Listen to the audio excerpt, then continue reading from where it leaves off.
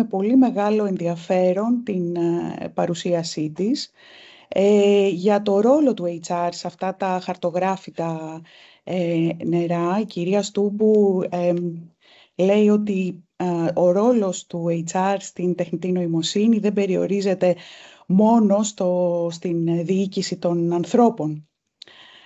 Οπότε με πάρα πολύ μεγάλη χαρά θέλουμε να ακούσουμε τις γνώσεις της και την εμπειρία της. Είναι πολύ μεγάλη μας τιμή και πολύ μεγάλη μας χαρά που την έχουμε απόψε μαζί μας και αποδέχτηκε την πρότασή μας. Να σας πω ότι από τις εγγραφές φαίνεται ότι το θέμα αυτό απασχολεί πάρα πολύ τους ανθρώπους του HR και όχι μόνο. Στο κοινό, κυρία Στούμπου, βρίσκονται άνθρωποι, φοιτητές, φοιτήτριες των 2 μεταπτυχιακών, απόφοιτοι, απόφοιτες, αλλά και στελέχη επιχειρήσεων. Οπότε, να μην καθυστερούμε, να σας δώσω εγώ το λόγο αμέσως και θα κοιτάζω τις ερωτήσεις. Αν έχετε ερωτήσεις, παρακαλώ πολύ να τις γράψετε στο chat. Και όταν κρίνω ότι μπορώ να διακόψω λίγο την κυρία Στούμπου, θα το κάνω ή αλλιώς θα μαζέψουμε τις ερωτήσεις και θα τις κάνουμε στο τέλος. Έχουμε αρκετό χρόνο για να ρωτήσετε ό,τι θέλετε την εκλεκτή καλεσμένη μας. Ευχαριστώ πάρα πολύ, κυρία Στούμπου, για αυτή την αποδοχή. Ευχαριστώ και εγώ, κυρία Βακόλα, για την πρόσκληση και η κυρία Σταύρου για την πρόσκληση. Είναι μεγάλη μου χαρά, μεγάλη μου τιμή να απευθυνθώ στους φοιτητές σας και στα στελέχη των επιχειρήσεων που μας ακούνε. Να πω 2 λόγια για τον εαυτό μου και μετά θα σας πω λίγο πώς έχω σκεφτεί και πώς έχω δομήσει λίγο την παρουσίαση τη σημερινή. Είμαι στέλεχος του κλάδου των νέων τεχνολογιών εδώ και 30 χρόνια. Τα τελευταία 14 χρόνια εργάζομαι στη Microsoft σε πάρα πολλούς ρόλους, κυρίως regional ρόλους. Ο τελευταίος σταθμός τα τελευταία 4 χρόνια είναι ασχολούμαι με τις επιχειρήσεις που παράγουν καινοτομία σε 109 χώρες της Κεντρικής Ανατολικής Ευρώπης, Μέσης Ανατολής και Αφρικής. Παράλληλα έχω αναπτύξει μια δραστηριότητα ακτιβιστική, θα μπορούσα να το πω αυτό, διότι είμαστε πολύ λίγες γυναίκες στον κλάδο των νέων τεχνολογιών, άρα θέλω να βοηθήσω λίγο συναδέλφους γυναίκες και μελλοντικές συναδέλφους να εργαστούν και να διαπρέψουν στον κλάδο. Ηγούμε επίσης της Επιτροπής Women in Business για το Ελληνοαμερικάνικο Επιμελητήριο και γενικά έχω μια δραστηριότητα στο θέμα των γυναικών και της ηγεσίας των γυναικών μέσα στον χώρο των επιχειρήσεων. Πώς έχω ξεκινήσει να δομήσω τη σημερινή μας κουβέντα. Επειδή το θέμα είναι ένα πάρα πολύ ενδιαφέρον θέμα που αφορά τη τεχνητή νοημοσύνη και η οποία αυτή τη στιγμή αλλάζει τη δουλειά όλων μας, έτσι, δεν υπάρχει κλάδος που να μην επηρεάζεται. Αρχικά θα ξεκινήσω λίγο να μιλήσω για το πόσο γρήγορα εξελίσσεται αυτό το πεδίο.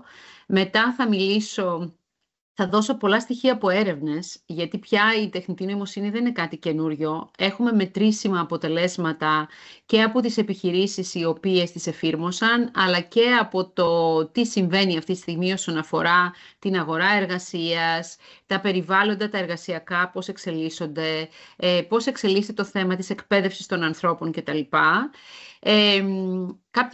Έχω μαζέψει 7 μαθήματα που έχουμε πάρει από τα πρώτα χρόνια εφαρμογής και μέσα σε αυτά έχω βάλει και κάποια από την εταιρεία στην οποία δουλεύω αυτή τη στιγμή, τη Microsoft.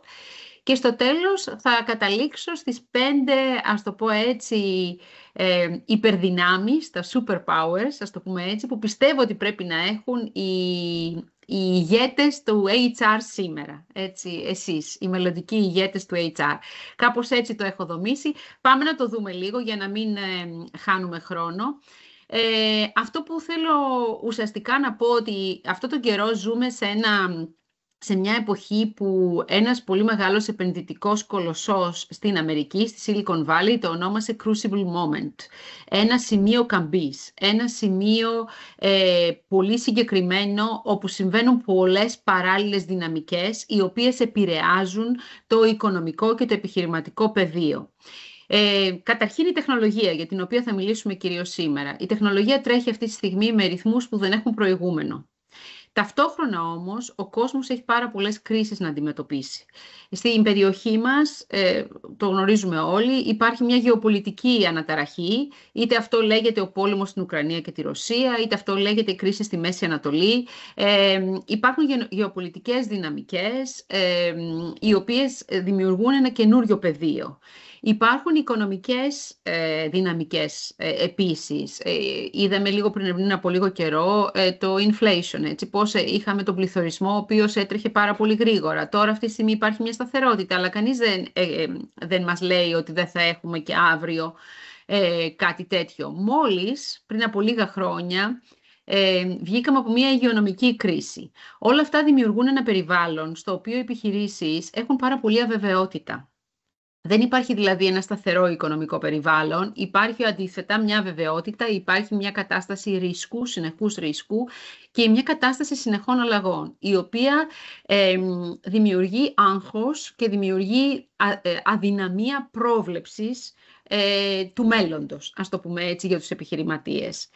Και αυτό που βλέπουμε όμως ότι κυριαρχεί, και αν δούμε τις επιχειρήσεις οι οποίες μέσα στις κρίσεις προοδεύουν, είναι εκείνες οι οποίες έχουν δύο βασικά χαρακτηριστικά.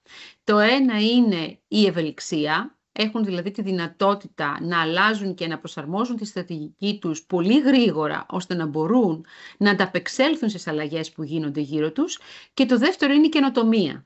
Βλέπουμε ότι οι επιχειρήσεις οι οποίες μέσα στις διάφορες κρίσεις από το 2008 και μετά προοδεύουν είναι εκείνες οι οποίες μπορεί να κάνουν περικοπές σε διάφορα μέρη του οργανισμού, αλλά στο θέμα της καινοτομίας δεν κάνουν περικοπές. Συνεχίζουν να καινοτομούν και μάλιστα επιταχύνουν τους κύκλους καινοτομίας. Πάμε λίγο τώρα να μιλήσουμε για τεχνητή νοημοσύνη και θα σας δώσω κάποιους αριθμούς. 5, τι είναι το 5? Το 5 είναι... Κάτσε να δω τώρα, γιατί αν τρέχει το slide, με συγχωρείτε κιόλας, αλλά εδώ. Συγγνώμη, γιατί έχει κάποιο animation. Ωραία, λοιπόν. 5 μέρες πήρε στο ChatGPT να φτάσει το 1 εκατομμύριο χρήστες. Έτσι. Είναι μια τεράστια επιτάχυνση και ο λόγος που όλοι συζητούν για το πόσο γρήγορα έτρεξε η τεχνολογία του Generative AI, δείτε σε αυτό το διάγραμμα εδώ πέρα, πόσο χρόνο πήρε σε άλλες πολύ γνωστές πλατφόρμες και πολύ δημοφιλείς που όλοι λίγο πολύ χρησιμοποιούμε να φτάσουν το 1 εκατομμύριο χρήστες. Μάλιστα, το ChatGPT έφτασε τα 100 εκατομμύρια χρήστες σε μόλις 2 μήνες. Δηλαδή, με το που ανακοινώθηκε, σε λίγες μέρες είχαμε 1 εκατομμύριο, σε 2 μήνες είχαμε 100 εκατομμύρια χρήστες. Η υιοθέτηση μιας νέας τέτοιας τεχνολογίας τόσο διαφορετικής ήταν ταχύτατη συγκριτικά με το ότι έχουμε ζήσει στο παρελθόν. Το 46% είναι ένα πάρα πολύ ενδιαφέρον ποσοστό, είναι Πάλι δεν δουλεύει το animation, νομίζω ότι έκανα λάθος που έβαλα, στα επόμενα slides δεν έχω.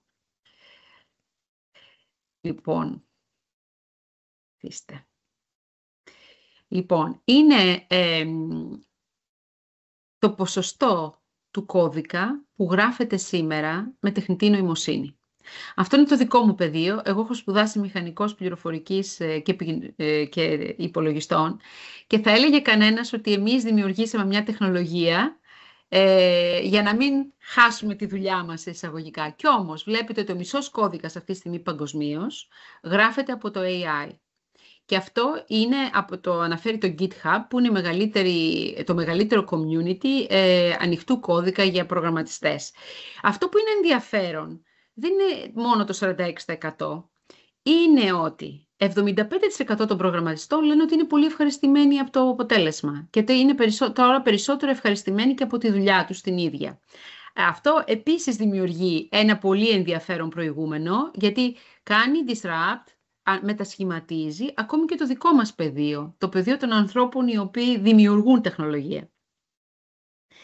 Πάμε τώρα σε ένα άλλο αριθμό, πάλι θα δω αν θα παίξει το animation, το 1 εκατομμύριο, τουλάχιστον με αυτόν τον τρόπο δημιουργώ ένα suspense. Λοιπόν,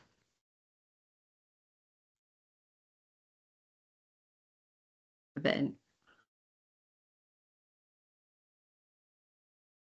ξέρω πώς να το κάνω να δουλέψει. Δεν πειράζει, θα σας το πω με τα λόγια, γιατί νομίζω ότι αυτή τη στιγμή έκανα λάθος. 1 εκατομμύριο είναι οι εικόνες που δημιουργεί η πλατφόρμα τεχνητής νοημοσύνης DALL-E κάθε μέρα. Έτσι. 1 εκατομμύριο εικόνες με βάση prompts που δίνουν οι χρήστες. Αυτό δείχνει μια επιτάχυνση 100 φορές. Η τέχνη της φωτογραφίας χρειάστηκε περίπου 150 χρόνια για να φτάσει 15 δισεκατομμύρια εικόνες. Με το AI το φτάσαμε αυτό σε 1,5 μόνο χρόνο. Έτσι, 100 φορές επιτάχυνση. Και αν μιλήσουμε τώρα για το πώς εξελίσσεται η τεχνητή νοημοσύνη, αυτή τη στιγμή δεν ξέρω πόσοι από εσάς παρακολουθείτε. Αυτό που συζητιέται αυτή τη στιγμή είναι το λεγόμενο agentic AI. Δηλαδή, οι επιχειρήσεις δημιουργούν αυτό που λέγεται agents, το οποίο είναι εφαρμογές τεχνητής νοημοσύνης, οι οποίες είναι καθετοποιημένες. Παράδειγμα, εφαρμογή τεχνητής νοημοσύνης για οικονομικούς οργανισμούς, εφαρμογή τεχνητής νοημοσύνης για healthcare κτλ. Ή και οριζόντιες. Για παράδειγμα, για τη διαχείριση προμηθειών. Για παράδειγμα, για θέματα που αφορούν το HR, όπως το talent κτλ. Και ουσιαστικά οι επιχειρήσεις δημιουργούν αυτούς τους agents, οι οποίοι τρέχουν αυτόνομα πάνω βέβαια στους υπολογιστές που διαθέτουν επιχειρήσεις όπως αυτή στην οποία εργάζομαι. Μιλάμε λοιπόν για μια τεράστια επανάσταση, η οποία συμβαίνει μπροστά στα μάτια μας και η οποία αυτή τη στιγμή μετασχηματίζει τα πάντα. Και όταν λέμε τα πάντα, εννοούμε κάθε ένας από εμάς αλλάζει τον τρόπο με τον οποίο δουλεύει. Κάθε ομάδα με την οποία συνεργαζόμαστε αλλάζει τον τρόπο με τον οποίο δουλεύει και συνεργάζεται και κάθε οργανισμός επίσης αλλάζει τον τρόπο με τον οποίο δουλεύει και παράγει αποτέλεσμα. Προχωρώντας θα σας δώσω μερικά στοιχεία που αφορούν κάποιες έρευνες που έχουν γίνει και οι οποίες έχουν πολύ ενδιαφέρον γιατί δείχνουν πώς αυτή τη στιγμή αναδιαμορφώνεται το πεδίο στους εργαζόμενους, έτσι, στους οργανισμούς μας. Τα πρώτα στοιχεία έρχονται από το Παγκόσμιο Οικονομικό Φόρουμ. Είναι η έρευνα για το Future of Jobs, τη φετινή, μάλλον το 24 έκλεισε, έτσι, αφορά το 25 και δείχνει ποιες είναι εκείνες οι τεχνολογικές τάσεις οι οποίες αλλάζουν τις επιχειρήσεις σήμερα. Και οι δύο πρώτες θέσεις, με πολύ μεγάλη διαφορά από τις επόμενες, είναι ουσιαστικά η τεχνητή νοημοσύνη και η ρομποτική. Και τα δύο πολύ συνδεδεμένα. Έτσι. Και η ρομποτική είναι μια έκφανση της τεχνητής νοημοσύνης. Τρίτη έρχεται η ενέργεια και αυτό όμως με μεγάλη διαφορά από τις δύο πρώτες. Οι εργαζόμενοι, οι επιχειρήσεις βλέπουν ότι αυτές οι δύο τάσεις πραγματικά αλλάζουν το οικονομικό και το επιχειρηματικό περιβάλλον. Το δεύτερο είναι μια έρευνα που έκανε το Παγκόσμιο Οικονομικό Φόρουμ σε συνεργασία με την πλατφόρμα Coursera, που φαντάζομαι ότι λίγο πολύ όλοι γνωρίζετε. Δείχνει πώς άλλαξε η αναζήτηση δεξιοτήτων στα θέματα Generative AI, παραγωγικής νοημοσύνης, μέσα στα χρόνια ανάμεσα στο 22 και στο 24.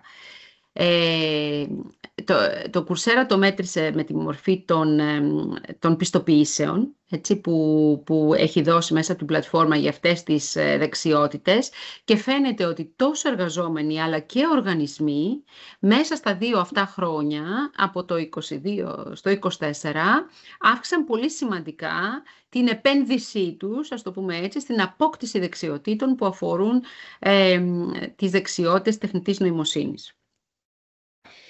Το τρίτο data point, ας το πούμε έτσι, αφορά τις δουλειές και ένα από τα θέματα που συζητάμε πολύ συχνά είναι τι θα κάνει το AI, θα χαθούν πολλές δουλειές. Και η αλήθεια είναι ότι ναι, θα χαθούν πολλές δουλειές, κυρίως οι δουλειές οι οποίες βασίζονται σε επαναλαμβανόμενες εργασίες. Από την άλλη όμως, μέτρησε το Παγκόσμιο Οικονομικό Φόρουμ και πάλι, ότι δίνεται η δυνατότητα να δημιουργηθούν καινούργιες δουλειές, αρκετά διαφορετικές, που απαιτούν διαφορετικές δεξιότητες. Το συνολικό όμως, ο ισολογισμός, ας το πω έτσι, ο ισολογισμός στο τέλος, μέχρι το 2030, είναι θετικός. Το συνολικό αποτύπωμα νέων εργασιών, το ΔΕΛΤΑ, έτσι, είναι 78 νέες δουλειές, έτσι, συν από αυτές που θα χαθούν, έτσι, το οποίο σημαίνει ότι η συνολική αγορά εργασίας θα αυξηθεί κατά 7%. Το τρίκ εδώ πέρα είναι να κατανοήσουμε όλοι ότι οι δουλειές που δημιουργούνται είναι διαφορετικές από αυτές που χάνονται.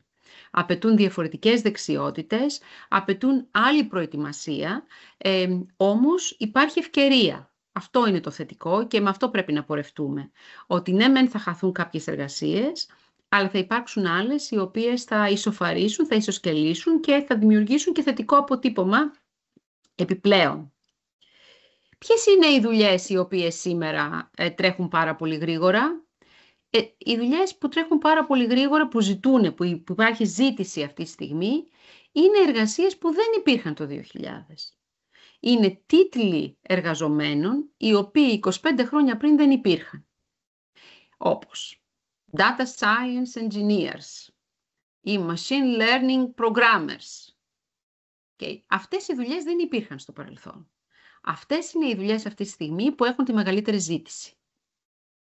Αυτό είναι στοιχεία από το Παγκόσμιο Οικονομικό Φόρουμ, όμως εδώ έχω αξιοποιήσει και κάποια έρευνα του LinkedIn, έτσι, που είναι το Work Change Report, που επίσης είναι φετινή έρευνα, η οποία έχει ουσιαστικά δείχνει ότι ένας από στους 10 εργαζομένους που προσλαμβάνεται σήμερα έχει ένα τίτλο εργασίας που δεν υπήρχε 25 χρόνια πριν. Έτσι. Αυτό από μόνο του δείχνει ότι είμαστε σε μια εποχή μετάβασης.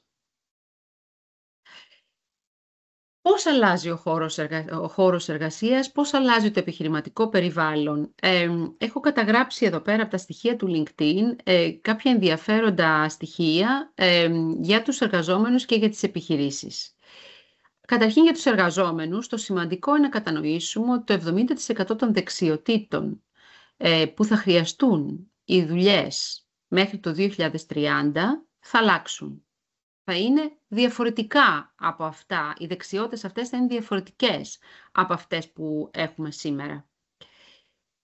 Οι εργαζόμενοι αναμένεται να αλλάξουν οι νέοι εργαζόμενοι, όσοι μπαίνουν τώρα στο χώρο εργασίας, μέχρι το πέρας της καριέρας τους αναμένεται να αλλάξουν 2 επαγγέλματα. Όχι δουλειές, όχι τίτλους, επαγγέλματα. Δηλαδή να αλλάξουν ριζικά το αντικείμενο της εργασίας τους. Ένα άλλο ενδιαφέρον στοιχείο είναι ότι υπάρχει αυξημένο ενδιαφέρον για δεξιότητες AI από εργαζόμενους, έτσι, επαγγελματίες, οι οποίοι δεν έχουν τεχνικό υπόβαθρο. Δεν είναι δηλαδή άνθρωποι της πληροφορικής, δεν είναι μηχανικοί, δεν είναι προγραμματιστές. Μπορεί να είναι δικηγόροι, μπορεί να είναι στελέχη του οικονομικού τομέα, μπορεί να είναι και εκπαιδευτικοί. 169% περισσότεροι εργαζόμενοι που δεν έχουν τεχνική κατάρτιση καταφεύγουν αυτή τη στιγμή στο να πάρουν μαθήματα AI, γιατί βλέπουν ότι τα χρειάζονται για τις καλύτερες προοπτικές τους στον χώρο εργασίας. Αν πάμε τώρα στο τομέα των επιχειρήσεων, πώς βλέπουν οι επιχειρήσεις την αλλαγή μέσα από το AI? Οι εταιρείες οι οποίες υλοποίησαν το AI νωρίτερα, είτε πρόκειται για ρομποτική, δεν είναι μόνο το Generative AI που έχει γίνει χειροπιαστό για όλους μας. Υπάρχουν και εφαρμογές ρομποτικής, υπάρχουν και εφαρμογές AI που αφορούν, για παράδειγμα, την βελτιστοποίηση της εφοδιαστικής αλυσίδας κτλ. Έτσι, οι μισές επιχειρήσεις ανέφεραν ότι είδανε αύξηση του κύκλου εργασιών τους κατά 10% μετά την εφαρμογή του Generative AI. Και οι προσλήψεις των επιχειρήσεων γύρω από τα στελέχη του AI έχουν αυξηθεί τα τελευταία χρόνια 300%. Μόνο από το προηγούμενο Σεπτέμβριο, το LinkedIn λέει ότι έχουν αυξηθεί 30% οι προσλήψεις ανθρώπων που έχουν AI δεξιότητες. Στο δικό σας πεδίο τώρα, οι HR, οι άνθρωποι του HR, λένε ότι μέσα στο 25 βλέπουν την ανάγκη να υλοποιήσουν προγράμματα upskilling για τους εργαζομένους τους, τα οποία θα είναι επικεντρωμένα γύρω από το AI. Αυτό που θέλω να πω εδώ είναι ότι και οι εργαζόμενοι βλέπουν το AI πια σαν μια δεξιότητα στην οποία πρέπει να επενδύσουν και γι' αυτό το λόγο βλέπουμε τεχνικοί και μη τεχνικοί να επενδύουν και να αποκτούν τις δεξιότητες. Από την άλλη όμως και οι επιχειρήσεις βλέπουν τα ωφέλη και νιώθουν ότι χρειάζονται περισσότερες δεξιότητες AI και γι' αυτό το λόγο και η ζήτηση αυξάνει και τα προγράμματα training και upskilling των εργαζομένων αυτή τη στιγμή μπαίνουν σε εφαρμογή.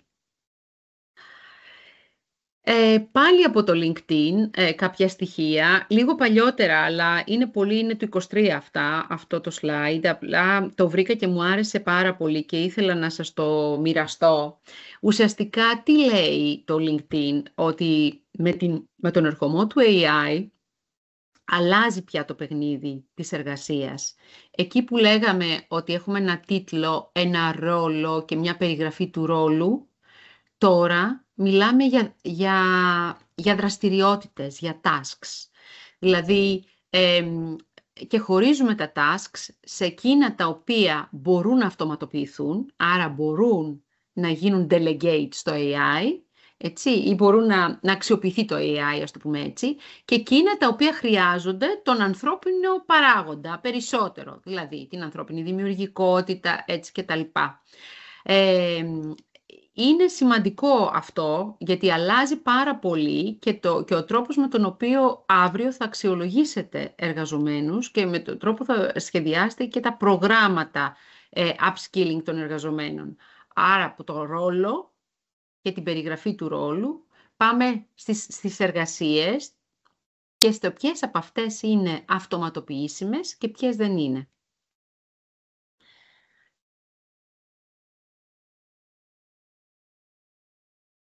Εδώ είναι ένα quote του CEO του LinkedIn που λέει ότι με το AI τώρα θα έχουμε περισσότερη ευκαιρία και να έχουμε ευχαριστημένους εργαζομένους και να έχουμε και περισσότερη ευκαιρία για εξέλιξη και περισσότερη, ας το πούμε έτσι, πρόσβαση σε ευκαιρίες. Θα τα δούμε λίγο περισσότερο αυτά.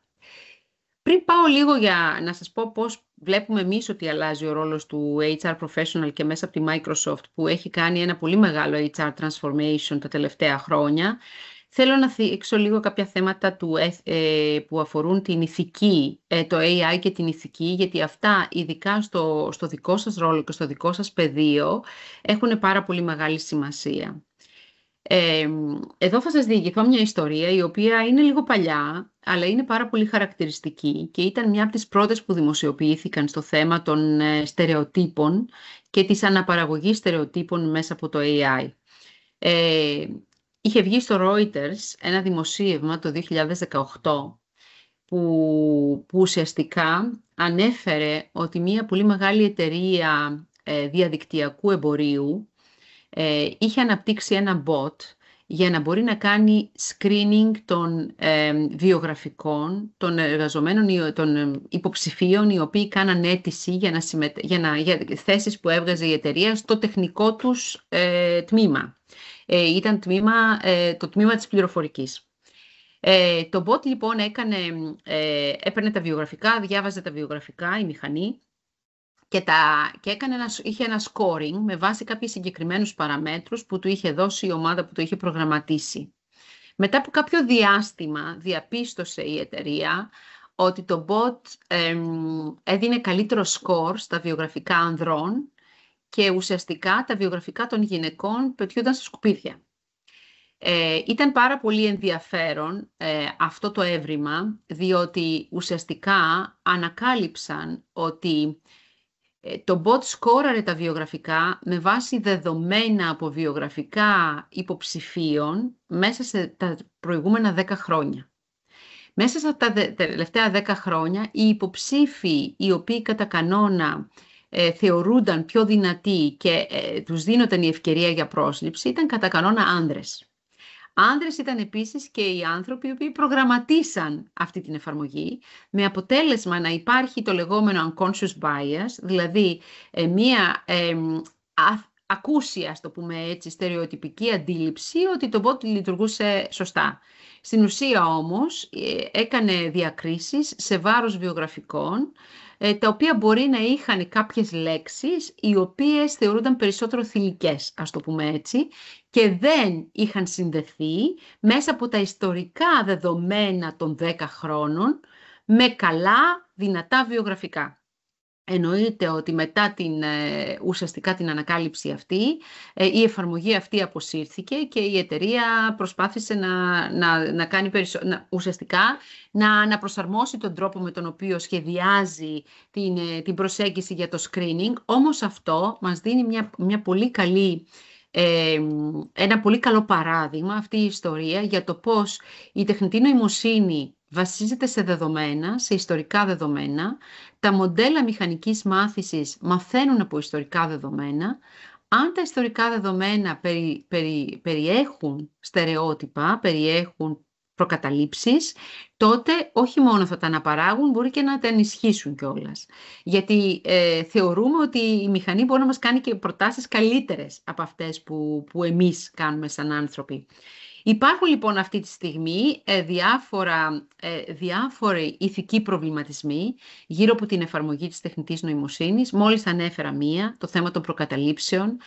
Οι προκαταλήψεις μπορεί να αφορούν το γένος, μπορεί να αφορούν το φύλο, μπορεί να αφορούν τη φυλή. Υπάρχουν εφαρμογές, για παράδειγμα, που ανθρώπους από κάμερα, που άνθρωποι που είναι περισσότερο με λαμψή υφίσταται διακρίσεις βάσει πάλι ιστορικών δεδομένων. Έτσι, υπάρχουν τέτοιες ιστορίες που έχουν καταγραφεί. Υπάρχουν θέματα καινούρια, όπως τα θέματα που είναι πολύ συγκεκριμένα και πολύ συσχετισμένα με την παραγωγική τεχνητή νοημοσύνη, όπως τα θέματα της πνευματικής ιδιοκτησίας. Για παράδειγμα, όταν το AI χρησιμοποιείται για να παράξει περιεχόμενο, αξιοποιώντας περιεχόμενο που έχει δημιουργήσει ένας καλλιτεχνικός δημιουργός ή ένας λογοτέχνης, για παράδειγμα, ποιος είναι ο ιδιοκτήτης αυτού του περιεχομένου. Και ακόμη δεν έχουν απαντηθεί πλήρως από τον νομοθέτη. Υπάρχει το θέμα πάντοτε των προσωπικών δεδομένων και της προστασίας των προσωπικών δεδομένων και θέματα όμως που αφορούν διαφάνεια και την ευθύνη για το ποιος παίρνει αποφάσεις. Αν το AI παίρνει, παράδειγμα, κάνει διάγνωση, δεν θα πρέπει να είναι ορατό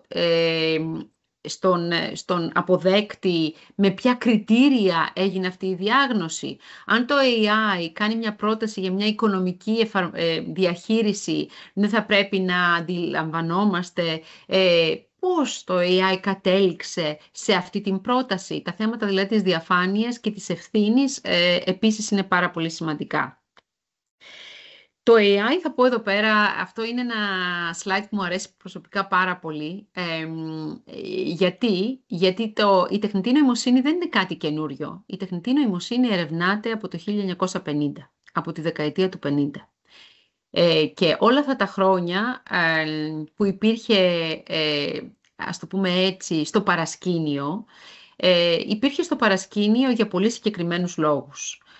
Οι λόγοι ήταν ότι δεν είχαμε την υπολογιστική ισχύ στη διάθεσή μας, δεν είχαμε τα δεδομένα στη διάθεσή μας και δεν είχαμε και τους αλγόριθμους, τους νευρονικούς αλγορίθμους, οι οποίοι θα μπορούσαν να μας δώσουν το αποτέλεσμα που βιώνουμε σήμερα. Όμως, επειδή ερευνάται ακριβώς από το 1950, υπήρξε το θέμα της ηθικής τεχνητής νοημοσύνης, ένα ζήτημα από τότε. Και ο πρώτος που το έθεσε δεν ήταν επιστήμονας, ήταν ένας συγγραφέας, ήταν ο Ισαάκ Ασίμοφ, στο έργο του το «Εγώ το ρομπότ», στο οποίο θέτει 3 βασικούς νόμους για τα ρομπότ και οι νόμοι λένε το εξής. Ο πρώτος νόμος λέει ότι το ρομπότ δεν πρέπει να πληγώσει έναν άνθρωπο ή να κάνει κάτι για να πληγώσει έναν άνθρωπο ή να μην κάνει κάτι και να πληγώσει έναν άνθρωπο. Έτσι, δεν πρέπει να κάνει κακό σε άνθρωπο.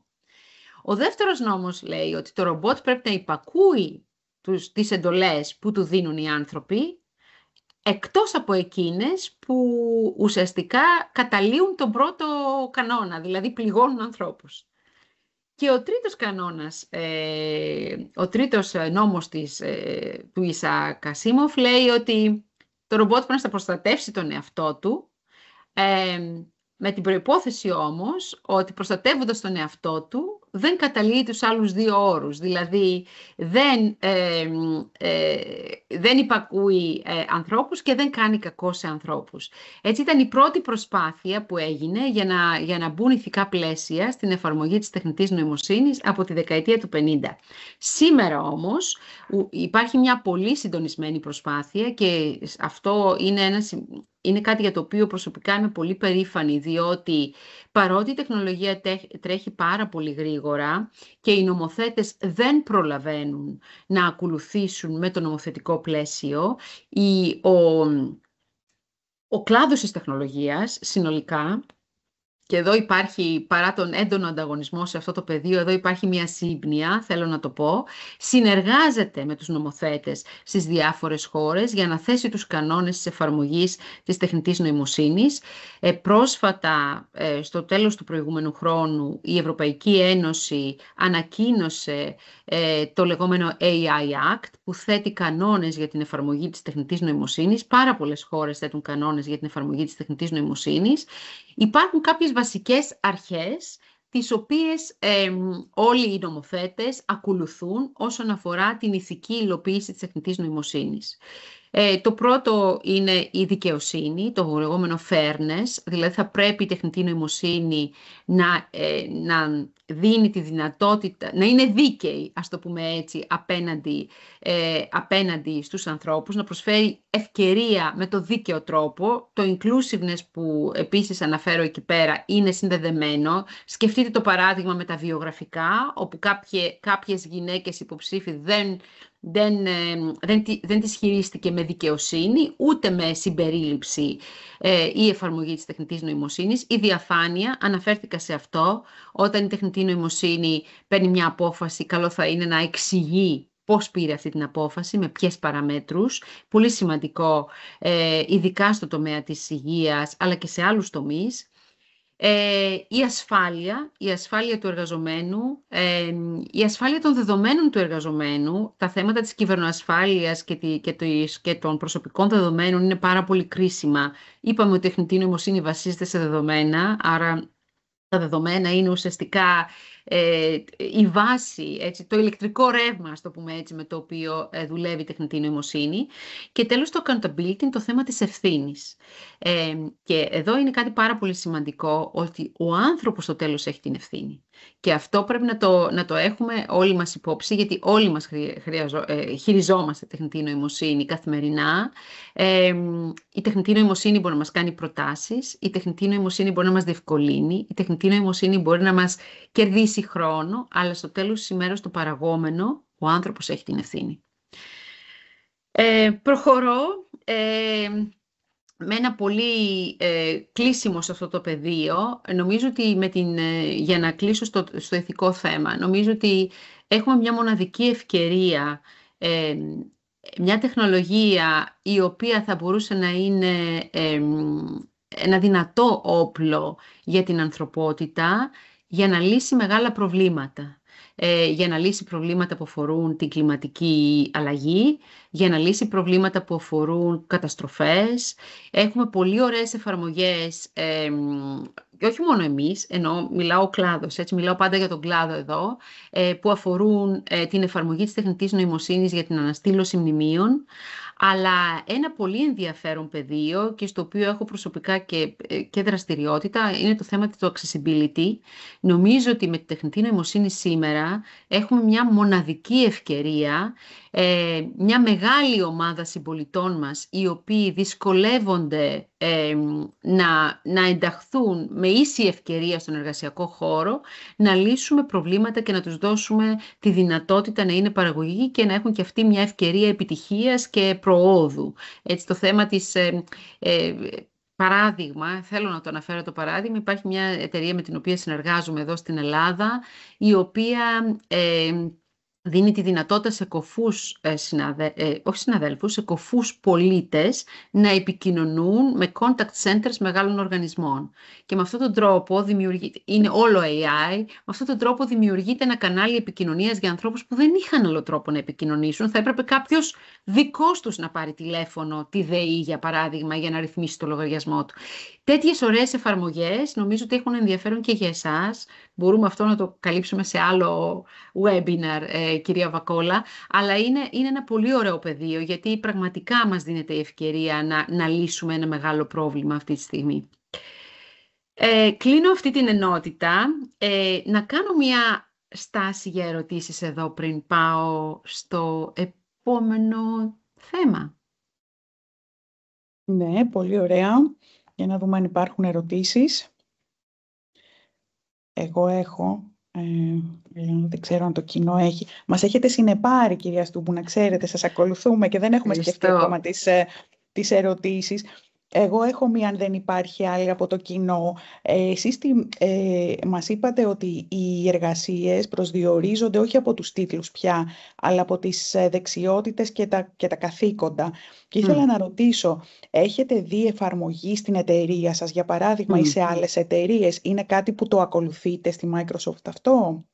Ναι, έχω παρακάτω κάποια παραδείγματα που αφορούν και δεδομένα από τη Microsoft, γιατί έχουμε ένα site και μπορώ ίσως και να σας στείλω και τα links μετά για τις έρευνες που ακολούθησα για να ετοιμάσω την παρουσίαση. Εμείς έχουμε ένα, λέγεται Work Lab, το οποίο είναι δημόσιο, δηλαδή τα δημοσιεύουμε αυτά, στα οποία παρακολουθούμε λίγο τα signals από τις δικές μας εφαρμογές τεχνητής νοημοσύνης. Δεν ξέρω, είμαστε αυτή τη στιγμή μέσα στο Teams. Στο Teams υπάρχει ένα εικονίδιο που λέγεται Copilot. Το Copilot αυτό, στο τέλος της παρουσίασης, θα μπορούσε κάποιος να ζητήσει μια περίληψη, έτσι, του τι υπόθηκε, να ζητήσει το AI να του φτιάξει τα action items, τι συμφωνήθηκε να ακολουθηθεί κτλ. Οπότε αυτά είναι πράγματα που εμείς τουλάχιστον στην εταιρεία χρησιμοποιούμε καθημερινά και από τα signals, δηλαδή ουσιαστικά από τη δική μας πλατφόρμα μετρώντας πώς αξιοποιούνται, καταγράφουμε και ας το πούμε έτσι, τα savings, τι κερδίσαμε σαν χρόνο, και κάποια στοιχεία έχω να σας δώσω στην πορεία της παρουσίασης, γιατί ουσιαστικά εκεί που θα πάω τώρα είναι, έχω 7 μαθήματα που έχουμε πάρει μέσα από την εφαρμογή σαν Microsoft. Έχω συνεργαστεί για αυτή την παρουσίαση με μια συνάδελφο η οποία είναι HR Director στη Microsoft και συζητήσαμε λίγο πριν την παρουσίαση. Έχουμε πάρει λοιπόν signals που είναι μετρήσιμα πράγματα, αλλά έχουμε μάθει, πήραμε 7 μαθήματα και αυτά θέλω να σας μοιραστώ τώρα. Λοιπόν, υπάρχει μια ερώτηση στο chat, αλλά θα μου επιτρέψετε να την απαντήσω στο τέλος, διότι εγώ είμαι πολύ αισιόδοξη και θα κλείσω με ένα αισιόδοξο μήνυμα, αν μου επιτρέπετε, οπότε κρατήστε τη, κύριε Τσούρνο, για το τέλος και θα ήθελα μετά να μου πείτε αν εσείς νιώθετε ακόμη ότι είναι το μέλλον δυστοπικό. Μετά όμως, στο τέλος, αυτό θέλω να το κρατήσουμε. Ας ξεκινήσω λοιπόν με τα 7 μαθήματα. Το πρώτο είναι ότι αυτοματοποιώντας τα καθήκοντα, μιλήσαμε για τα καθήκοντα πριν, αυτοματοποιώντας κάποια καθήκοντα, όχι όλα τα καθήκοντα, κάποια καθήκοντα, μπορούμε να δημιουργήσουμε χώρο για να κάνουμε κάτι που είναι περισσότερο δημιουργικό ή είναι περισσότερο στρατηγικό ή είναι κάτι το οποίο απαιτεί περισσότερο το δικό μας μυαλό, τη δική μας εμπειρία. Εδώ είναι τα signals που ήθελα να σας πω, είναι από το Work Lab της Microsoft. Έτσι, εμείς είδαμε, λοιπόν, μετρώντας signals δικά μας και signals πελατών, έτσι, είδαμε ότι οι χρήστες που χρησιμοποιούν καθημερινά το AI γλιτώνουν 30 λεπτά την ημέρα σε δραστηριότητες, σε καθήκοντα τα οποία είναι επαναλαμβανόμενα. Αυτά δηλαδή που μπορούν εύκολα να αυτοματοποιηθούν. 30 λεπτά την ημέρα κέρδος. Τους παίρνει λιγότερο χρόνο να διαβάσουν email και να απαντήσουν σε email. Προσωπικά έχω να σας πω ότι γράφω το email και μετά ζητάω από το Copilot να μου το κάνει λίγο πιο ανάλογα. Αν θέλω να πάει σε κάποιον executive, του λέω κάντε μου λίγο πιο executive. Αν θέλω να πάει κάπου αλλού, του δίνω δηλαδή οδηγία, το καθοδηγώ, πώς να με βοηθήσει, ώστε να κάνω τη δουλειά μου πολύ πιο γρήγορα. Έτσι, 35% λιγότερο χρόνο μετρήσαμε εμείς, χάνει κάποιος σε email. Με το χρόνο που κερδίζει μπορεί να δουλέψει, να αφιερώσει, να κάνει 15% περισσότερα documents. Δηλαδή, είτε αυτό είναι ένα συμβόλαιο, είτε αυτό είναι μια παρουσίαση, είτε αυτό είναι ένα Excel. Κάτι. 15% περισσότερα documents μπορεί να επεξεργαστεί, γιατί κερδίζει χρόνο από τα email και οι μισοί ή πάνω από τους μισούς, από τους power users, έτσι, αυτούς που δηλαδή που αξιοποιούν το AI καθημερινά, το χρησιμοποιούν για να μπορέσουν να ακολουθήσουν τι γίνεται στις διάφορες συναντήσεις, τις οποίες είτε παρακολουθούν είτε χάνουν. Δηλαδή, παράδειγμα, δεν μπορώ, πολλές φορές έχω 2 και 3 bookings στο calendar, έτσι. Πηγαίνω σε ένα, γιατί εκεί νιώθω ότι η δική μου φυσική παρουσία απαιτείται. Τα άλλα τα παρακολουθώ, γιατί μου έρχεται το summary από το Copilot και ξέρω αν υπάρχει κάτι που πρέπει να κάνω εγώ σαν action, το παίρνω πάνω μου και το κάνω. Αλλιώς ενημερώνομαι για το τι υπόθηκε και είμαι έτοιμη, ας πούμε, για την επόμενη φορά που θα χρειαστεί να συνομιλήσω με τους συναδέλφους. Άρα, ναι, το μετράμε. Εμείς είμαστε πάνω από 100.000 εργαζόμενοι, οπότε είναι πολύ μεγάλο το δείγμα, έτσι, αλλά και από πελάτες στους οποίους το έχουν εφαρμόσει.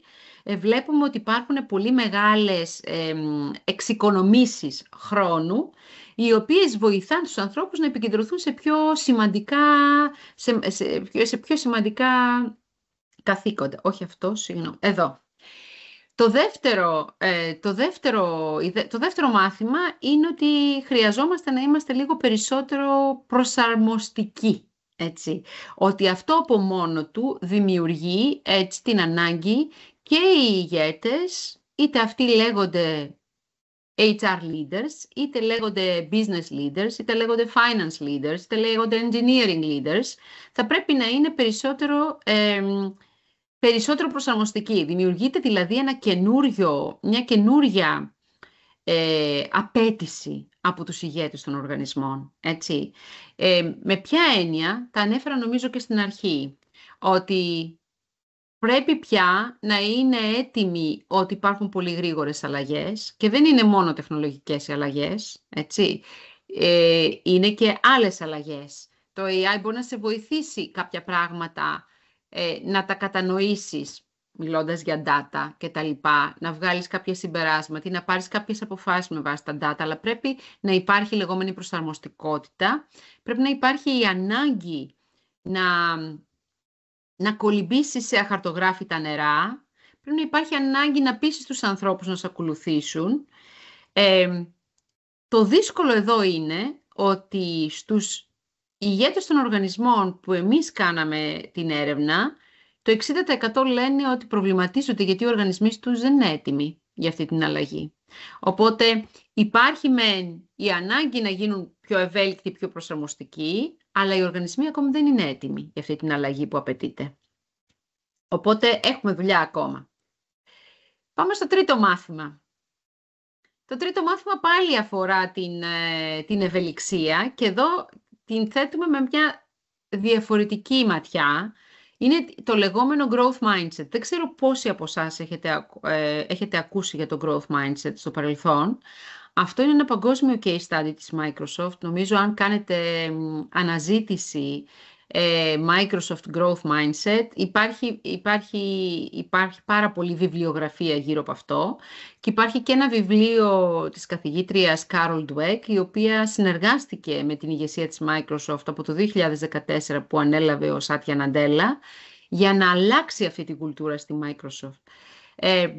Να πω λίγο πρώτα δύο λόγια πώς έγινε αυτό. Όταν ανέλαβε το 2014 ο Σάτια Ναντέλα, η Microsoft ήταν μια εταιρεία πολύ πετυχημένη πάντοτε, αλλά μια εταιρεία η οποία βασιζόταν στην επιτυχία του παρελθόντος.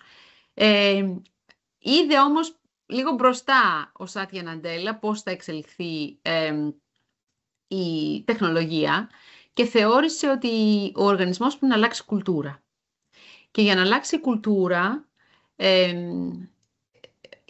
ουσιαστικά υιοθέτησε το Growth Mindset, που είναι μια έρευνα της Carol Dweck, που λέει ότι οι δεξιότητες είναι κάτι το οποίο χτίζουμε και οι ικανότητες είναι επίσης κάτι το οποίο χτίζουμε.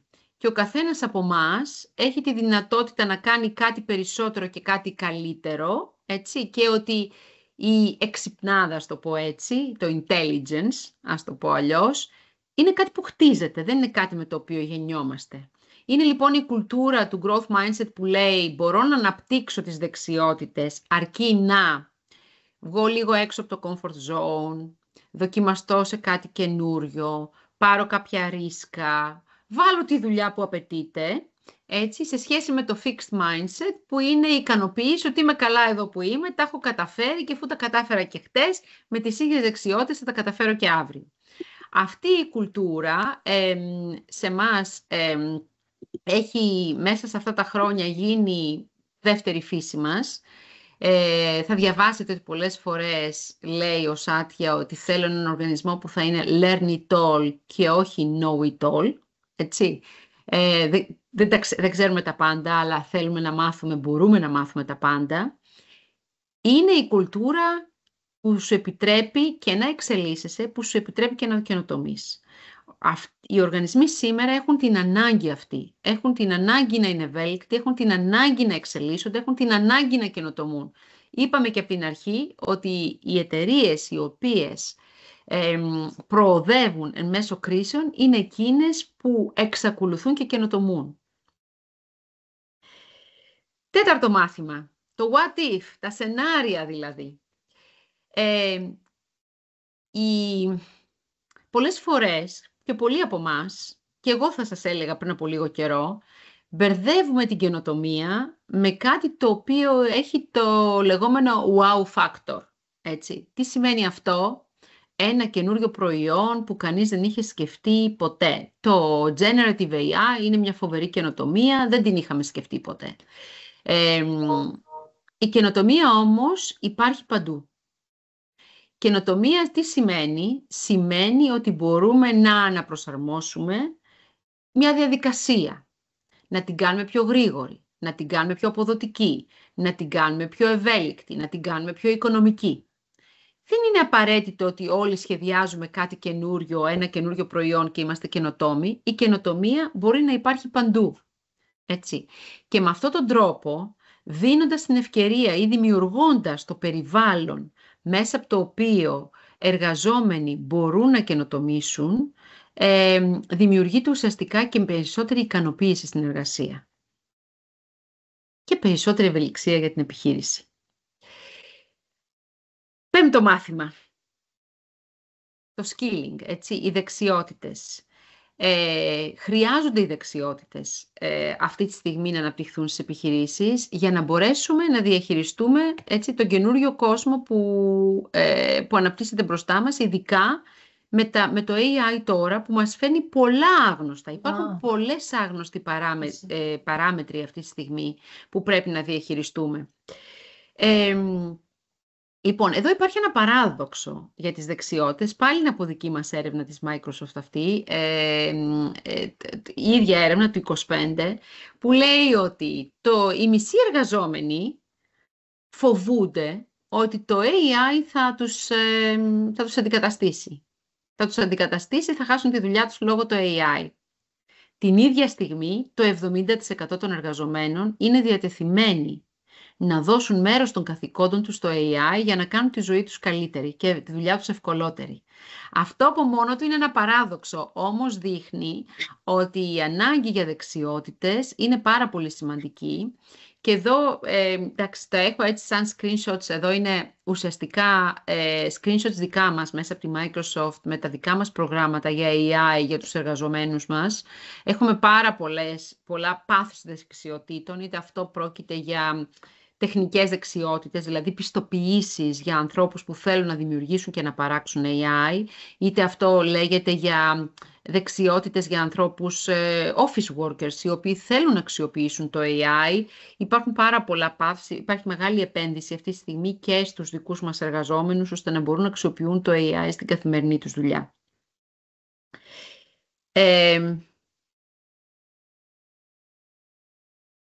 Talent planning. Μια πολύ ενδιαφέρουσα προοπτική που ανοίγεται για τις επιχειρήσεις αυτή τη στιγμή είναι το θέμα του talent. Είδαμε πριν ότι η ανάγκη και η αναζήτηση για δεξιότητες γύρω από το AI αυξάνεται. Είδαμε ότι το AI hiring αυξήθηκε 300% τα τελευταία χρόνια, 30% μόνο από το Σεπτέμβριο. Είδαμε ότι οι εργαζόμενοι μπαίνουν σε πλατφόρμες όπως το Coursera και παίρνουν πιστοποιήσεις. Υπάρχει μια ανάγκη να ενσωματωθεί το AI στη διαδικασία προσλήψεων. Έχω να σας πω ότι αυτή τη στιγμή ο μεγαλύτερος πόλεμος ταλέντου που πρόκειται να συμβεί είναι γύρω από το AI. Τι σημαίνει αυτό? Δική μας έρευνα πάλι, η 66% των ηγετών στη δικιά μας δουλειά, αλλά και στους πελάτες μας, λένε ότι προβληματίζονται και δεν είναι διστακτικοί να προσλάβουν εργαζόμενους που δεν έχουν δεξιότητες AI. Έτσι, που δεν μπορούν να αξιοποιήσουν μια AI εφαρμογή για να παράξουν αποτέλεσμα. Και το 70% λένε ότι προτιμούν να πάρουν κάποιον με λιγότερη εμπειρία, αλλά που έχει δεξιότητες AI, παρά κάποιον πιο έμπειρο χωρίς δεξιότητες AI. Άρα και οι ηγέτες, οι managers των επιχειρήσεων θεωρούν το AI αυτή τη στιγμή πάρα πολύ βασικό ως δεξιότητα, προκειμένου να προσλάβουν νέους εργαζόμενους. Λοιπόν, κάθε εργαζόμενος πρόκειται να πάρει πλεονέκτημα αξιοποιώντας το AI, έτσι, και ουσιαστικά οι στόχοι αυτή τη στιγμή και εμάς σαν επιχείρηση είναι ότι θέλουμε να έχουμε ένα εργατικό δυναμικό το οποίο θα κατανοεί, θα ξέρει να αξιοποιεί το AI, θα μπορεί να συνυπάρχει με το AI και να παράγει αποτέλεσμα με βάση το AI. Μπορώ να σας πω ότι πολλές από τις κεντρικές δράσεις τις δικές μας, παράδειγμα το budgeting κάθε χρόνο, το πώς δημιουργούμε τα budget μας, αξιοποιούμε πάρα πολύ AI εδώ και χρόνια για να δούμε τάσεις και να πάρουμε αποφάσεις για το πώς θα κάνουμε budget. Είτε αυτό λέγεται προϊόντα, είτε αυτό λέγεται μια αγορά όπως η Ελλάδα, είτε αυτό λέγεται συγκεκριμένες βιομηχανίες, παράδειγμα κυβερνήσεις, πόσο θα ξοδέψουν οι κυβερνήσεις κτλ. Όλα αυτά έχουν ενσωματωμένο το AI στη διαδικασία λήψης αποφάσεων. Και το τελευταίο, το AI δημιουργεί καλύτερους και πιο ευτυχισμένους εργαζομένους. Εδώ έχουμε μία έρευνα η οποία την τρέχουμε 2 φορές το χρόνο. Είναι η έρευνα η εσωτερική μας που αφορά την ικανοποίηση των εργαζομένων για το χώρο εργασίας. Αυτή αφορά καθαρά υπαλλήλους Microsoft και είναι εσωτερική, δεν είναι αναρτημένη στο διαδίκτυο, οπότε δεν μπορώ να μοιραστώ περισσότερα από αυτή. Αλλά εδώ είναι πολύ συγκεκριμένες οι απαντήσεις των εργαζομένων των δικών μας που λένε ότι το 70% νιώθουν ότι αυτή τη στιγμή έχουν τα εργαλεία που χρειάζονται για να μπορούν να είναι παραγωγικοί. Το 80% λένε ότι νιώθουν ότι είναι πολύ περήφανοι για την εταιρεία και θέλουν να την προτείνουν και σε άλλους εργαζομένους. Δηλαδή, ουσιαστικά δημιουργώντας ένα περιβάλλον στο οποίο οι εργαζόμενοι αξιοποιούν και αυτή την τεχνολογία για να είναι περισσότερο παραγωγικοί, δημιουργείς και πιο ικανοποιημένους εργαζόμενους, οι οποίοι και μεγαλύτερη ας το πω, πίστη έχουν στην εταιρεία, έτσι, και έχουν τη διάθεση να μείνουν, να συνεισφέρουν στο σκοπό της εταιρείας και προτείνουν την εταιρεία αυτή σαν ένα καλό μέρος για να δουλέψει κανείς.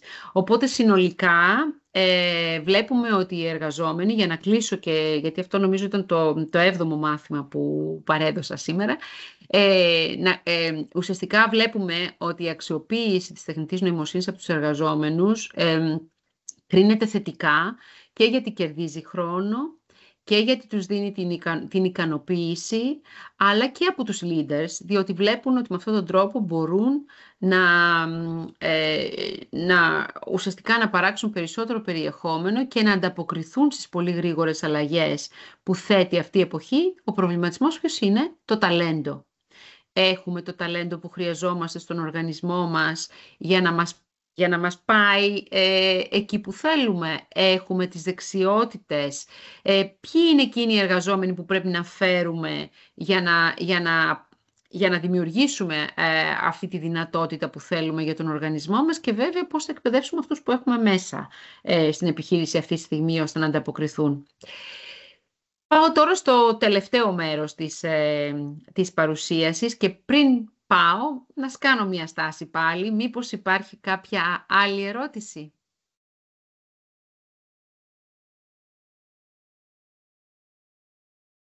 Νομίζω ότι θέλουμε να σας ακούμε, κυρία Στούμπο, αυτό.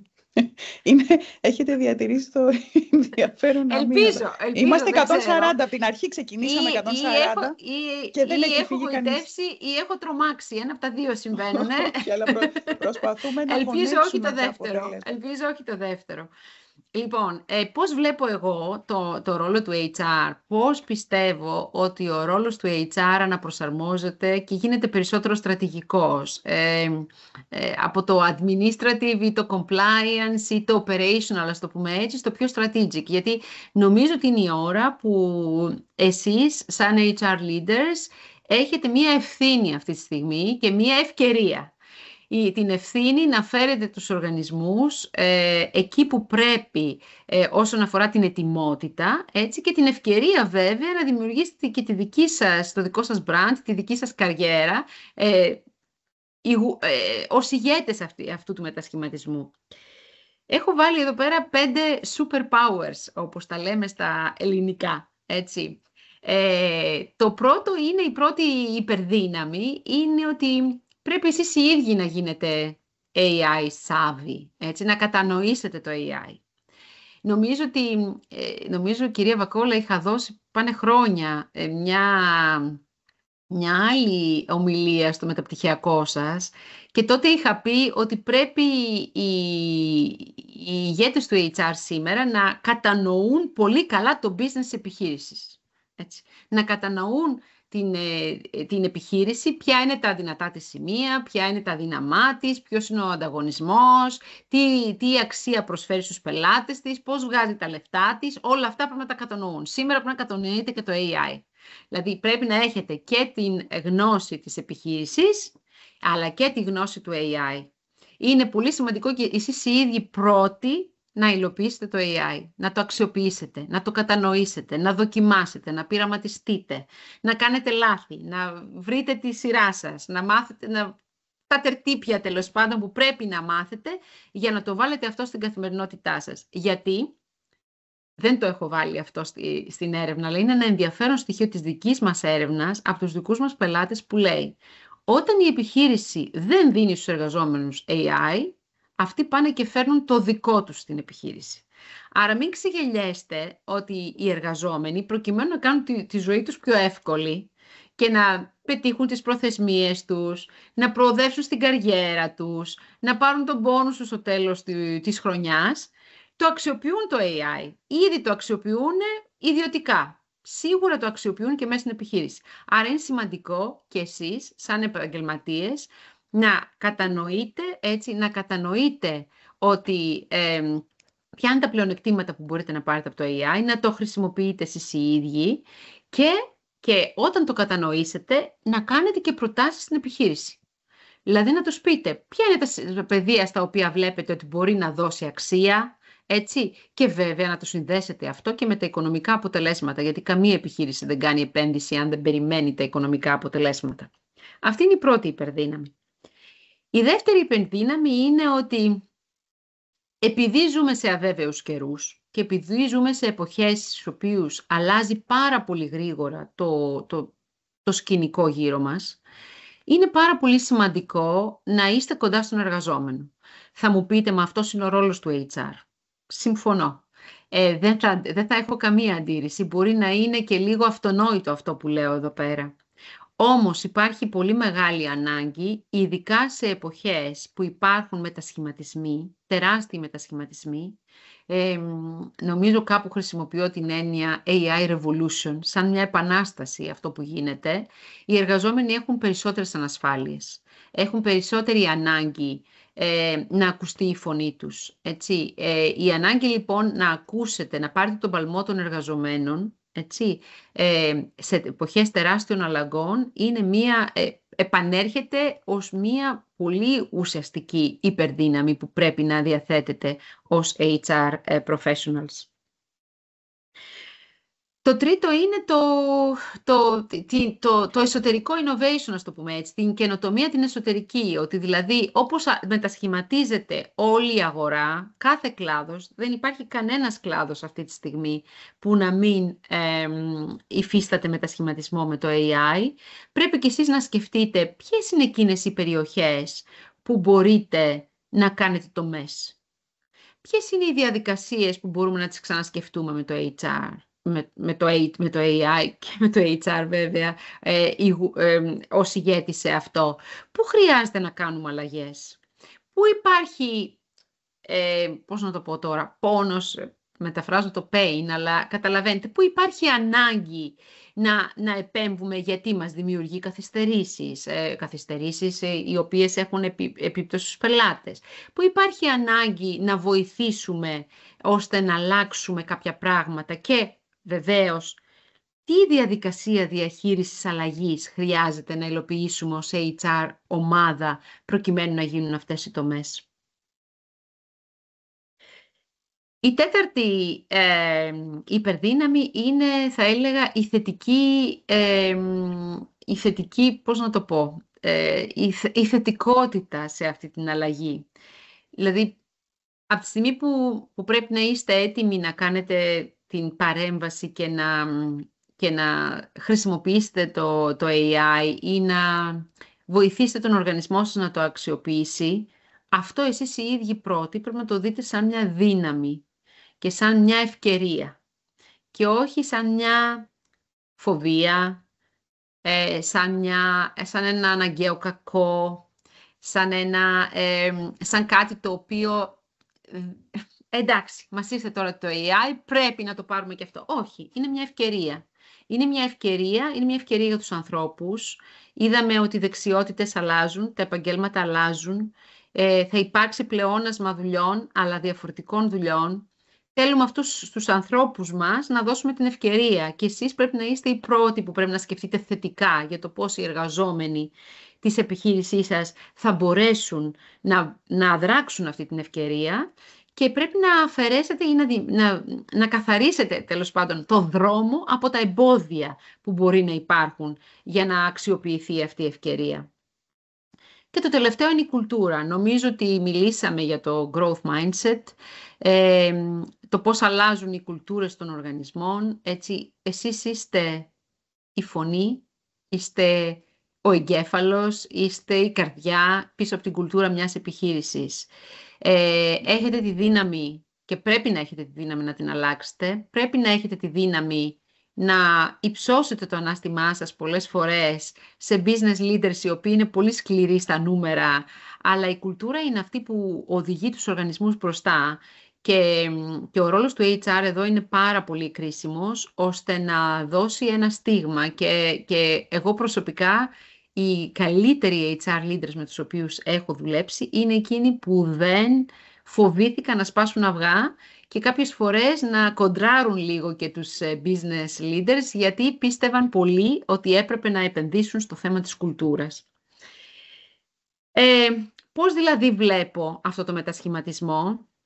Βλέπω το μετασχηματισμό από ένα HR που σήμερα ασχολείται πάρα πολύ με το administration και με τα θέματα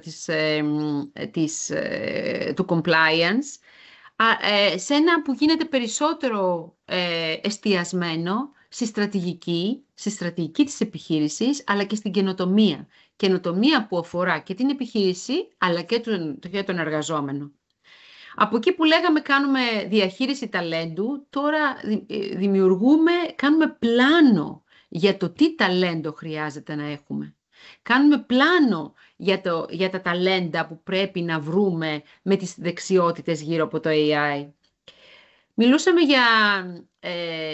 Μιλάμε ακόμα για employee engagement, αλλά ουσιαστικά είναι η εμπειρία που έχει ο κάθε εργαζόμενος, η εμπειρία που έχουμε σε μια εταιρεία.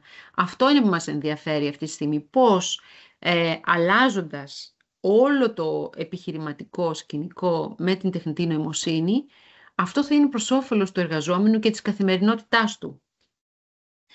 Μιλάγαμε για αλλαγές που ουσιαστικά οδηγεί το HR, αλλά ουσιαστικά τώρα πρέπει να σκεφτούμε λίγο περισσότερο και τις αλλαγές που έρχονται με το AI και για τις αλλαγές που μας φέρουν τα δεδομένα τα οποία πρέπει να επεξεργαστούμε. Και βέβαια, πολλές φορές αντιμετωπίζουμε το HR σαν ένα κόστος. Πολλοί leaders το έχουν αυτό, είναι ένα κόστος, πρέπει να έχουμε HR. Αλλά το HR για μένα είναι ένας πυλώνας που μπορεί να φέρει ανάπτυξη στην εταιρεία. Γιατί οι άνθρωποι είναι που κάνουν τα αποτελέσματα, οι άνθρωποι με τις σωστές δεξιότητες και με τη σωστή κουλτούρα είναι που φέρνουν τα αποτελέσματα στις εταιρείες. Είναι αυτοί που οδηγούν την ανάπτυξη, είναι αυτοί που οδηγούν την καινοτομία, είναι αυτοί που οδηγούν την ευημερία και την πρόοδο της εταιρείας. Για να κλείσω λοιπόν και να απαντήσω στο ερώτημα για το δυστοπικό, νομίζω ότι ζούμε σε μια εποχή η οποία είναι μοναδική. Είναι μοναδική από πάρα πολλές απόψεις. Ναι, σαφέστατα έχουμε πολλές κρίσεις. Ναι, σαφέστατα έχουμε τεχνολογικές αλλαγές οι οποίες τρέχουν πολύ γρήγορα και δεν προλαβαίνουμε ούτε εμείς που είμαστε στον κλάδο να τις επεξεργαστούμε. Και ναι, σαφέστατα είναι ένα περιβάλλον στο οποίο δεν ξέρουμε πώς να πλοηγηθούμε και προς τα πού να κινηθούμε. Όμως από την άλλη υπάρχουν τεράστιες ευκαιρίες. Γιατί η τεχνολογία και το AI εν προκειμένου είναι αυτή τη στιγμή περισσότερο προσβάσιμη από ποτέ. Νομίζω ότι όλοι μας έχουμε πρόσβαση σε εφαρμογές AI με 0 κόστος αυτή τη στιγμή. Και εταιρείες, είτε μικρές είτε μεγάλες, σε όποια εταιρεία και να δουλέψετε, είτε πρόκειται για ένα startup, είτε πρόκειται για μια τεράστια εταιρεία, έχει αυτή τη στιγμή πρόσβαση σε πολύ υψηλή τεχνολογία, που δεν είχαμε ποτέ στο παρελθόν. Έχουμε τη δυνατότητα μέσα από την τεχνολογία να δουλεύουμε παντού, να δουλεύουμε από παντού, έτσι, να μπορούμε να υποστηρίξουμε το δικό μας lifestyle.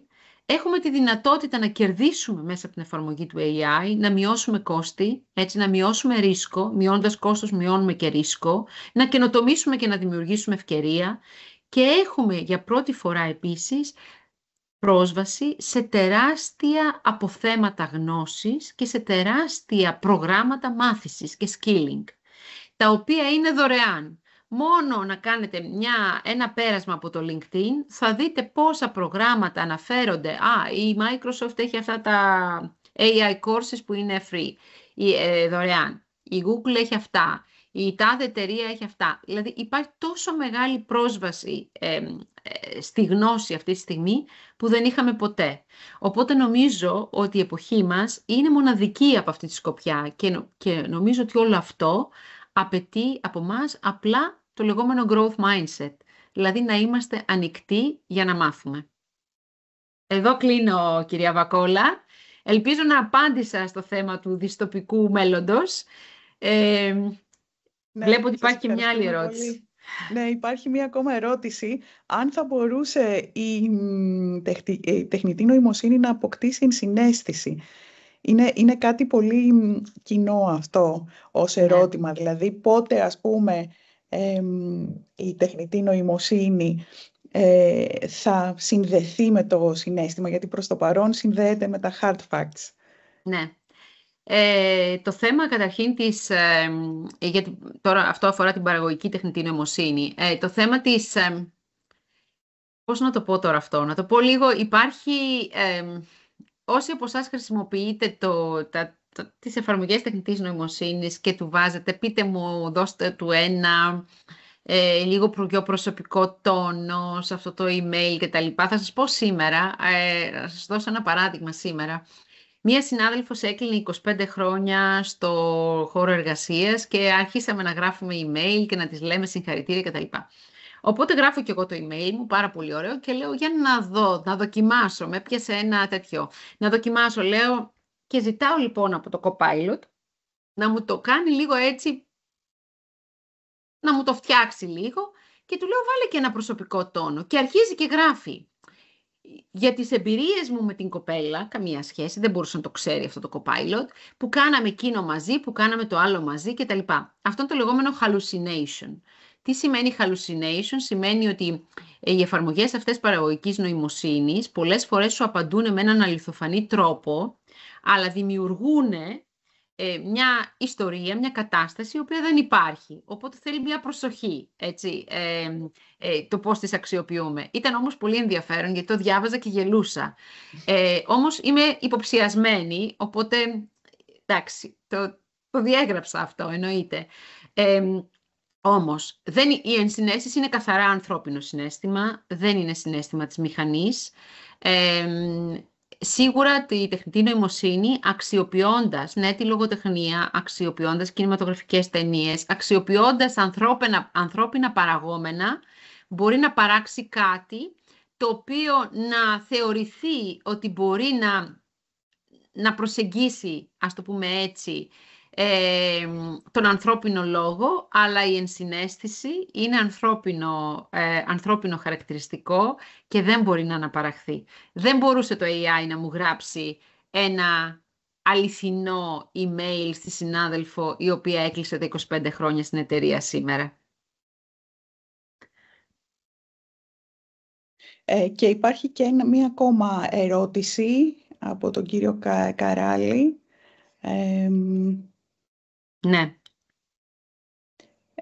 Ποιες είναι οι πιο αποτελεσματικές ενέργειες που μπορεί να κάνει το HR ώστε οι συνεχείς αλλαγές στους οργανισμούς να μην οδηγούν σε εξουθένωση τους εργαζόμενους? Αυτό είναι πολύ μεγάλη κουβέντα και ξεπερνάει το πεδίο της σημερινής κουβέντας που αφορά το AI. Θα πω δύο πράγματα από τη δική μου εμπειρία. Νομίζω ότι η αλήθεια είναι ότι οι αλλαγές των τελευταίων χρόνων έχουν επιβαρύνει πάρα πολύ τους εργαζόμενους. Έχουμε πάρα πολλές αλλαγές που συμβαίνουν ταυτόχρονα και όλοι σαν εργαζόμενοι, το λέω και εγώ προσωπικά, έχουμε επιβαρυνθεί πάρα πολύ τα τελευταία χρόνια. Νομίζω επίσης τα χρόνια που περάσαμε της πανδημίας επίσης έχουν αφήσει ένα πολύ βαρύ αποτύπωμα με πολλούς εργαζόμενους οι οποίοι εξουθενώθηκαν μέσα σε αυτά τα χρόνια της συνεχούς διαδικτυακής και χωρίς σταματημό, ας το πούμε έτσι, εργασίας.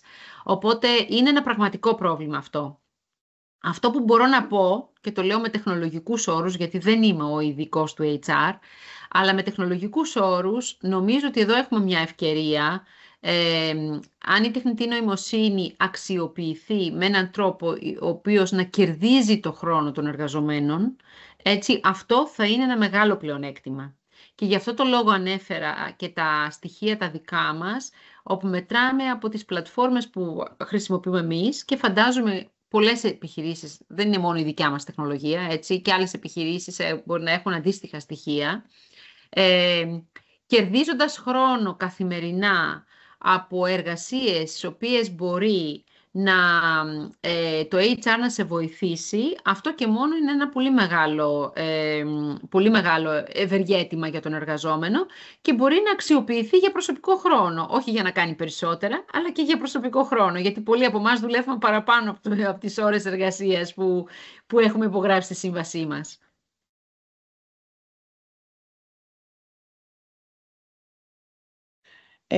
Το επόμενο ερώτημα για σας, κυρία Στούμπου, έχει να κάνει με το προϊόν κάπως του AI, Ναι, δηλαδή μας προτείνει μετά από δικές μας ερωτήσεις κάποια πράγματα. ναι, Αυτά όμως είναι μάλλον πανομοιότυπα ή ξύλινα. ναι, Μήπως τελικά η καινοτομία έρχεται ακριβώς από τον ανθρώπινο παράγοντα? ναι. Ε, ναι και όχι είναι η απάντηση. Δηλαδή, η απάντηση είναι και ναι και όχι εδώ. Δεν είναι μονοδιάστατο. Καταρχήν να πω ότι θα σας δώσω ένα παράδειγμα από την τέχνη τώρα και μετά θα απαντήσω και στο ερώτημα. Λοιπόν, είχα πρόσφατα δώσει μία διάλεξη, όχι διάλεξη, συμμετείχα σε ένα πάνελ σε μια ημερίδα της UNESCO στο Παρίσι, που ήταν για το πεδίο της τέχνης. Η τέχνη δεν είναι το πεδίο μου, είμαι της τεχνολογίας. Έψαξα όμως για να προετοιμαστώ και βρήκα μια πάρα πολύ ωραία ιστορία, η οποία είναι από το μόλις είχαν βγει τα DALL-E, τα Mid Journey και αυτά, το 22, και τον Αύγουστο το 22 σε έναν διαγωνισμό στο Κολοράντο, διαγωνισμό τέχνης στο Κολοράντο, μία εικόνα, ήταν διαγωνισμός τέχνης, φωτογραφίες κτλ. Μία εικόνα η οποία παρήχθη από το Mid Journey πήρε το πρώτο βραβείο. Ο καλλιτέχνης που κέρδισε το βραβείο δεν το έκρυψε ποτέ ότι αυτή η εικόνα ήταν προϊόν τεχνητής νοημοσύνης. Όμως δημιουργήθηκε ένας πολύ μεγάλος άλος, γράφτηκε στις εφημερίδες κατά πόσο το AI μπορεί να κερδίζει διαγωνισμούς, κατά πόσο αυτό είναι παραγόμενο του ανθρώπου κτλ. Ουσιαστικά σε συνεντεύξεις που έδωσε ο καλλιτέχνης είπε ότι δούλεψε 9 μέρες για να παράγει αυτή την εικόνα, έδινε διαφορετικές εντολές βελτιώνοντας το αποτέλεσμα κάθε μέρα και περισσότερο στη μηχανή. Δοκίμασε 3-4 εναλλακτικά σενάρια, αλλά ποτέ δεν έδωσε στη δημοσιότητα τα prompts, δηλαδή τις εντολές που έδωσε στο Mid Journey. Αυτό το λέω για να πω ότι ναι, όταν παράδειγμα είμαι στο LinkedIn και ετοιμάζομαι να γράψω ένα post και μου γράφει από κάτω Rewrite with AI, μπορεί να βγει κάτι το οποίο μπορεί να είναι παρομοιότυπο με κάτι που θα δει και θα δω σε πάρα πολλά post πια στο LinkedIn, βλέπω παρόμοια κείμενα, αλλά η δική μας, η προσωπική μας συμβολή εδώ πέρα είναι στο πώς καθοδηγούμε τη μηχανή στο να παράξει ένα αποτέλεσμα το οποίο θα είναι πρώτον κοντά σε αυτό που έχουμε σκεφτεί ή θα ικανοποιεί το σκοπό για το οποίο το χρειαζόμαστε. Έτσι. Και γι' αυτό το λόγο ένα από τα πιο δημοφιλή μαθήματα γύρω από το AI αυτή τη στιγμή για μη τεχνικούς είναι το λεγόμενο prompt engineering, δηλαδή πώς ουσιαστικά σχεδιάζω τα prompts. Τα prompts είναι οι εντολές που δίνω στη μηχανή. Όσο πιο ψαγμένο, να το πω, ή όσο πιο στοχευμένο, αυτή είναι η σωστή έκφραση, όσο πιο στοχευμένο είναι το prompt, τόσο πιο καλό είναι το αποτέλεσμα και τόσο πιο διαφορετικό είναι το αποτέλεσμα από το αποτέλεσμα που μπορεί να παράξει ο διπλανός εργαζόμενος. Έτσι. Οπότε η δική μας συμβολή υπάρχει και μπορεί να δώσει αποτελέσματα που δεν είναι copy-paste, θα το πω έτσι, αρκεί να δώσουμε το σωστό prompt. Νομίζω το απάντησα αυτό. Έχω και εγώ μία ερώτηση εδώ, Ναι, αν μου επιτρέπετε, ναι, γιατί πάντα το έχω για τις καινούργιες γενιές. Τώρα, δεν ήξερα ότι υπήρχε λέξη για το πώς καθοδηγώ τη μηχανή. ναι, Αυτό είναι πολύ σημαντικό, γιατί έχω δοκιμάσει πολλούς τρόπους και όντως κάποιοι τρόποι είναι πολύ πιο αποτελεσματικοί από τους άλλους. Το έχω κάνει μέσω δοκιμής και λάθους. Μμμ. Μμμ. Όμως αυτό θα το κάνω. Το course είναι πολύ ωραίο. Μμ. Ελπίζω να μπορέσω να παρακολουθήσω κάτι που να έχει μέσα engineering. Ναι, Τώρα, τα αποτελέσματα που έρχονται πίσω, αρκετά έχουν λάθη. ναι, Έχω όμως την αίσθηση ότι εμείς, γενικά ναι, μιλώντας το εμείς, ναι, ναι, έτσι, σε αυτή τη γενιά τέλος πάντων, ναι, μπορούμε να τα βρούμε αυτά τα λάθη, γιατί έχουμε περάσει μέσα από το δύσκολο δρόμο, έτσι, για να ναι, αναπτύξουμε, ας πούμε, τα skills. Ε, αν μεγαλώσουμε ανθρώπους που βασίζονται στις μηχανές ναι, και ναι, θεωρούν ότι τα αποτελέσματα αυτών των μηχανών είναι η αλήθεια. ναι, ναι. Ε, Νομίζω υπάρχει και μια σχετική ερώτηση και στο chat για το πώς θα ξεχωρίσουμε το αληθινό από το ψεύτικο κτλ. ναι, Είπα πριν ότι αυτά τα μοντέλα παραγωγικής νοημοσύνης, σαν το ChatGPT και το Midjourney και όλα αυτά, έχουν ένα πρόβλημα το οποίο λέγεται hallucination. Έτσι, το hallucination σε ξεγελάει ουσιαστικά. Δεν μιλάω για τα fake images, αυτό είναι άλλο, οι εικόνες δηλαδή, τα deep fakes, έτσι. Μιλάω και για τα κείμενα που σου απαντάει. Σου απαντάει με έναν τρόπο τόσο αληθοφανή και τόσο πιστικό, τον οποίο πιστεύεις ότι είναι αυτή η αλήθεια. Έτσι. Οπότε, σαφέστατα, υπάρχει ένας κίνδυνος εδώ πέρα. Γι' αυτό και το Παγκόσμιο Οικονομικό Φόρουμ, οι δεξιότητες, μια από τις πιο σημαντικές δεξιότητες που έχει ανακηρύξει για την τωρινή δεκαετία, είναι η κριτική σκέψη. ναι, ναι. Μάλιστα έχει πει ότι οι εργαζόμενοι στο εξής θα χρειαστούν 10 δεξιότητες. Από τις 10 δεξιότητες, οι 2 είναι τεχνικές δεξιότητες. Προσέξτε, οι 2 μόνο είναι τεχνολογικές δεξιότητες. Οι άλλες 8 είναι δεξιότητες λεγόμενες soft skills.